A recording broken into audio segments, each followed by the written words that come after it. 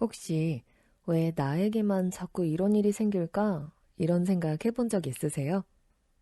매번 비슷한 패턴으로 직장을 그만두게 되거나 아니면 매번 똑같은 패턴으로 될 것 같던 일이 마지막에 틀어지거나 내가 사업을 시작하니까 경기가 어려워지거나 아니면 매번 똑같은 패턴으로 이별을 하거나 여러 가지가 있죠. 이게 왜 그럴까요? 진짜 잘하려고 했는데, 이번엔 다르게 하려고 했는데, 또 똑같아.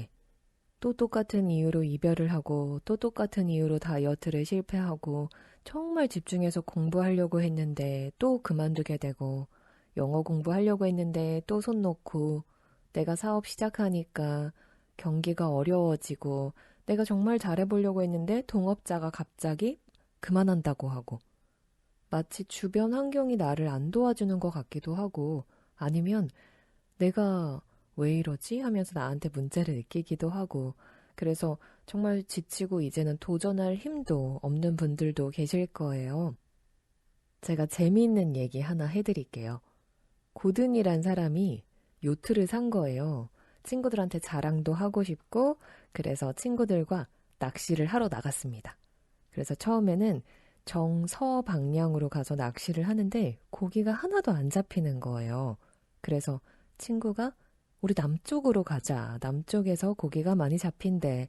라고 해서 고든이 뱃머리를 90도 돌려서 정남 방향으로 갔대요. 서쪽에 있었으니까 90도 회전해서 남쪽으로 방향을 맞춘 거죠. 그런데 그 후 1시간 동안 여전히 고기가 안 잡히는 거예요. 친구가 갑자기 하늘을 보더니 고든, 우리 아직도 정서 방향에 있잖아 라고 하는 거예요. 그래서 고든이 보니까 정말 남쪽이 아니라 아직 서쪽 방향에 있는 거예요. 너무 당황스럽고 창피한데 다시 조타실로 가서 뱃머리를 이번엔 90도 이상 130도까지 돌려버린 거예요. 그리고서는 이제 남동쪽으로 배를 몬 거죠. 다시 낚시를 시작했는데 또 고기가 안 잡혀요. 예상되시나요?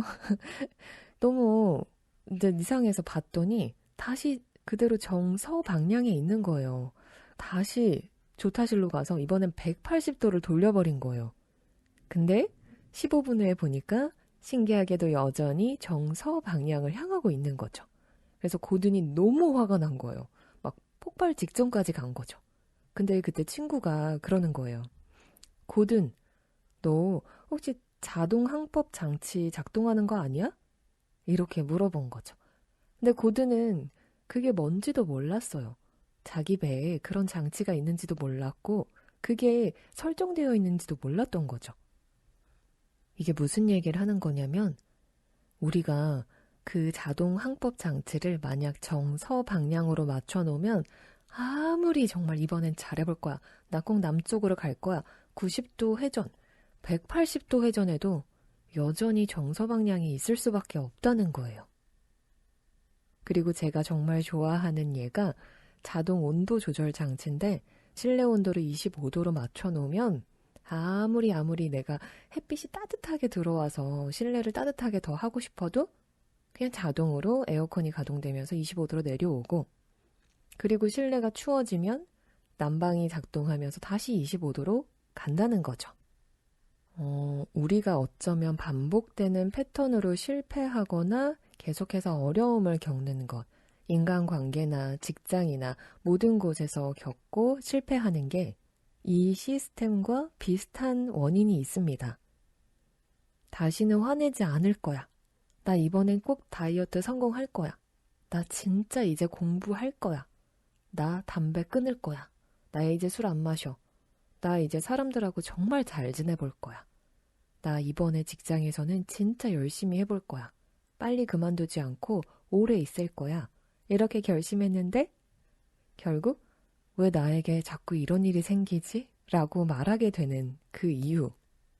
고든과 마찬가지로 우리에게 자동 항법 장치가 있는 걸 우리가 몰랐기 때문입니다.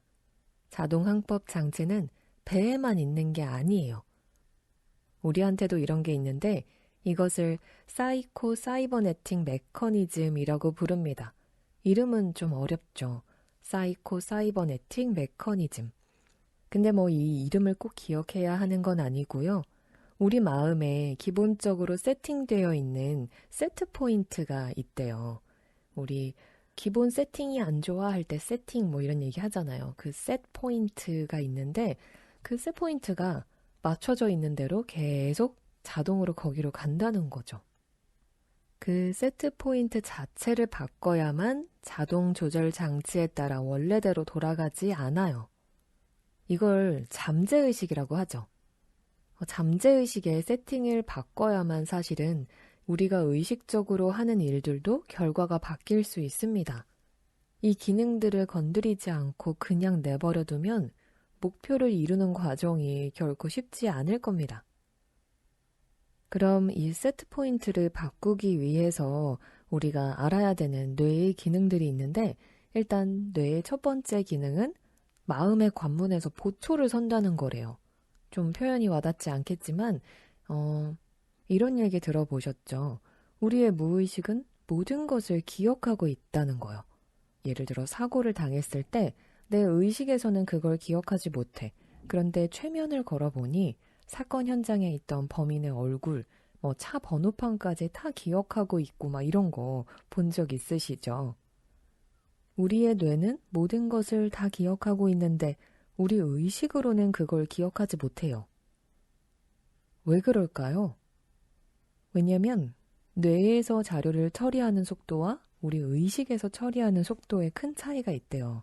그래서 만약에 의식에서 정보를 하나 처리할 때 뇌에서 무의식에서는 200만 개를 따로 처리한다고 합니다. 한 개 처리할 때 200만 개요. 따라서 아주 일부분의 정보만 우리의 의식에 넘겨주는 거죠. 그렇다면 우리가 의식해서 보게 되는 것과 보지 않고 건너뛰는 것, 의식적으로 기억하는 것과 기억하지 못하는 것, 그 구분 기준이 무엇일까요? 이 판단을 하는 주체가 망상 활성화 체계라는 겁니다. 망상 활성화 체계인데 이제 약자로 RAS, 라스라고 그냥 부를게요. 라스에서 이 판단을 계속 하는 거예요. 우리가 잠을 자든 깨어있든 언제든 평생 동안 한 번도 쉬지 않고 이 라스 시스템이 작동을 합니다. 이 라스 시스템이 여과 장치 같은 역할을 한대요. 감각 기관들을 통해서 엄청나게 많은 정보가 쏟아져 들어오잖아요. 그러면 망상체계는 이렇게 딱 관문을 지키고 서서 나한테 해당되는 거, 중요한 게 있으면 의식으로 넘겨주고 나머지는 다 걸러버리는 거예요. 구글에 우리가 검색창에 검색어를 넣고 딱 검색을 하면 구글 검색 엔진이 검색어랑 관련 있는 거를 쫙 다 보여주잖아요. 그쵸? 사람의 라스도 마찬가지라고 합니다. 구글보다 훨씬 빠른 속도로 처리가 된대요. 그러면 검색창에 검색어를 뭐를 넣었느냐에 따라 그 검색된 자료가 짜자자장 넘어오는 게 달라지겠죠. 이 라스와 관련해서 가장 중요한 것은 구글에서와 마찬가지로 찾고자 하는 것은 뭐든지 검색창에 써놓을 수 있다는 겁니다. 특정한 생각이나 목표를 라스에 입력해 놓으면 잠을 자고 있든 깨어 있든 이 문제를 생각하고 있든 하지 않든 어쨌든 라스는 이 작업을 계속 수행한대요. 외부에서 정보가 막 들어올 때 이 검색어와 관련된 것만, 관련된 정보만 찾아준다는 거죠. 그리고 결정적인 자료만 내가 인식할 수 있게 해주고 나머지는 다 걸러버린대요.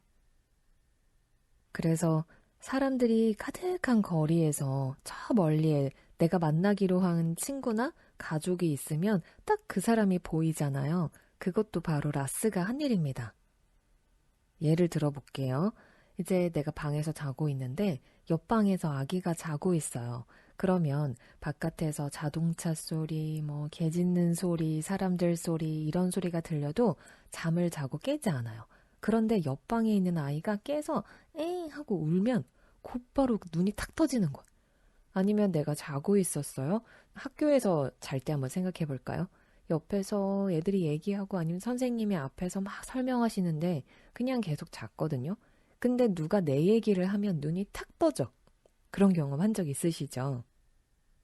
무의식적인 뇌는 모든 소리를 다 듣고 있었지만 그 아기가 칭얼거리는 소리 혹은 내 이름, 내 얘기 이런 것만 내 의식을 탁 뚫고 나온 거예요.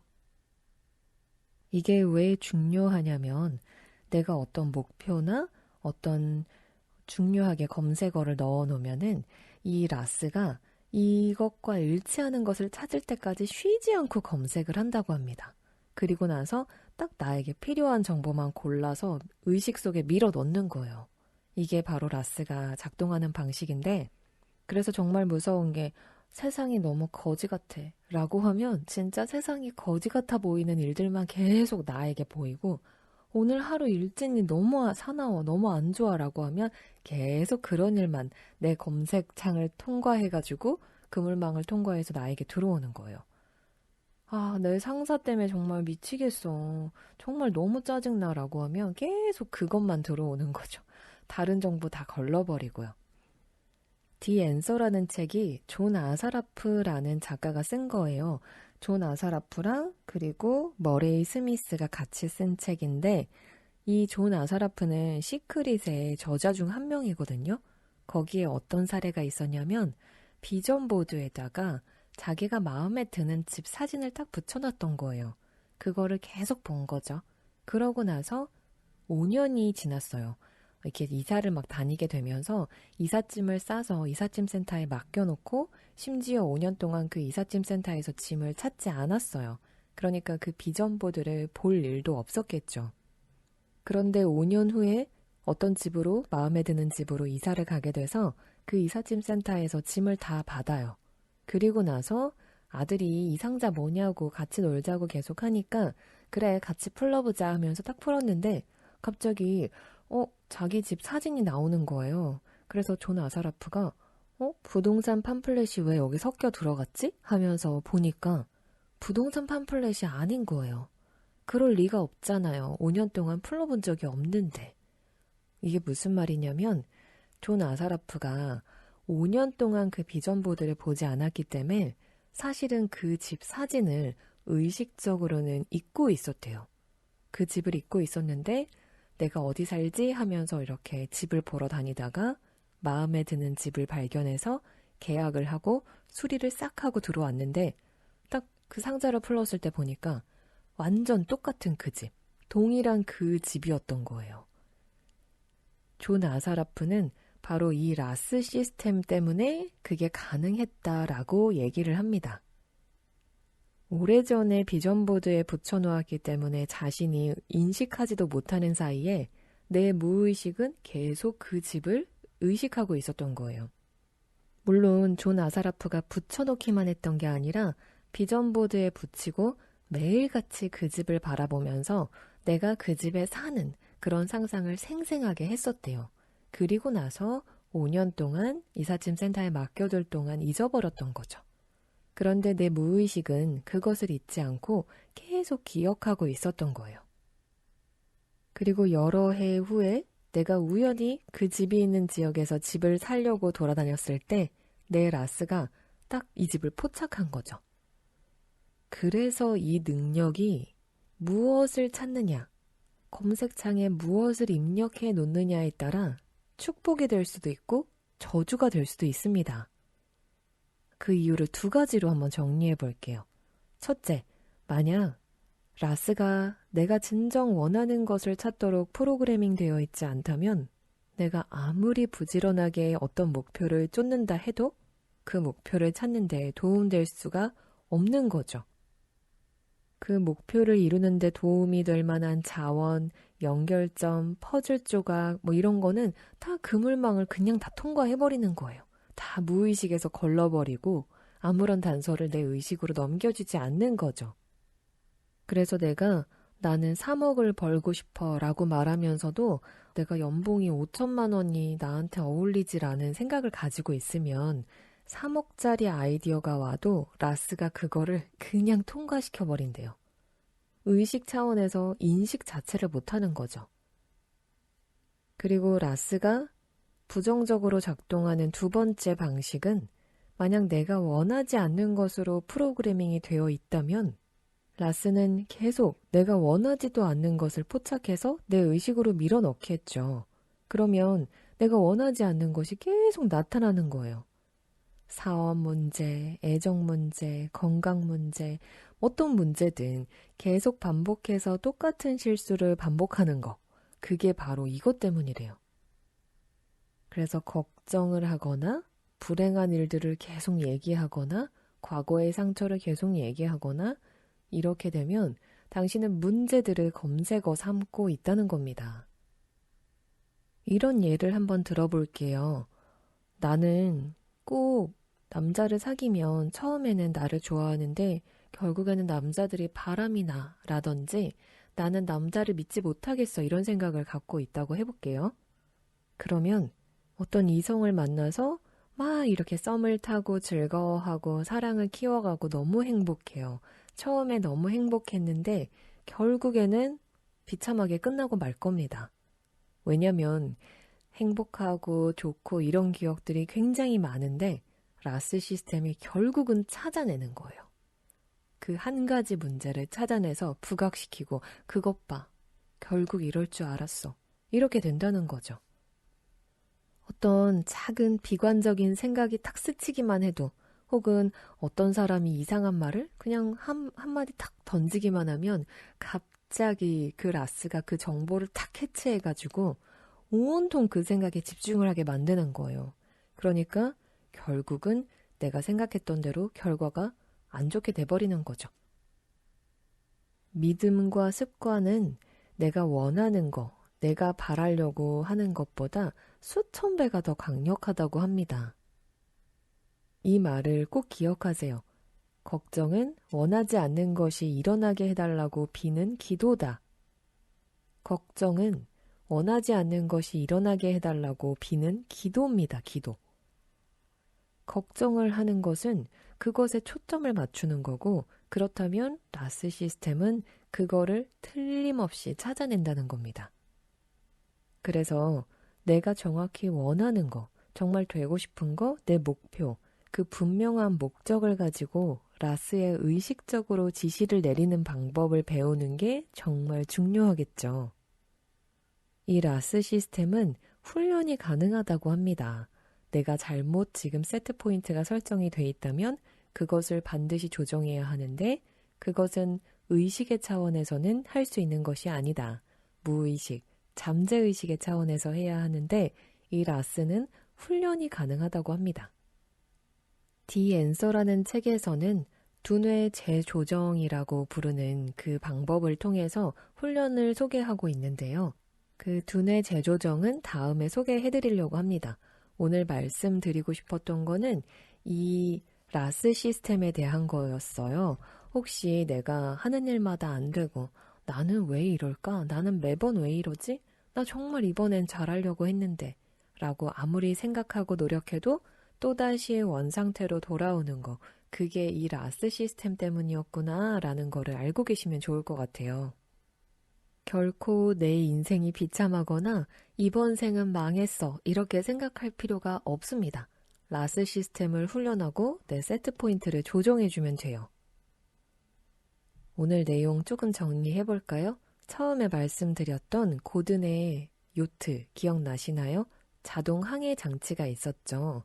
우리 실내에는 자동 온도 조절 장치가 있는 것처럼 우리한테는 사이코 사이버네틱 메커니즘이라고 해서 우리의 기본 상태, 기본 세트 포인트로 돌아가려고 하는 항상성을 유지하려고 하는 성질이 있습니다.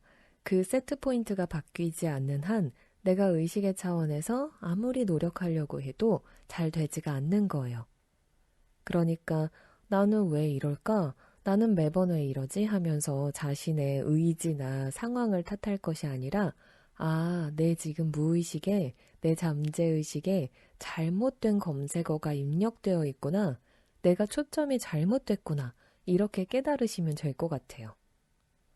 그러면 이 라스 시스템이 나에게 유익한 방향으로 작동될 수 있도록 어떻게 조정할 수 있는지 다음 시간에 같이 얘기 나누겠습니다. 감사합니다.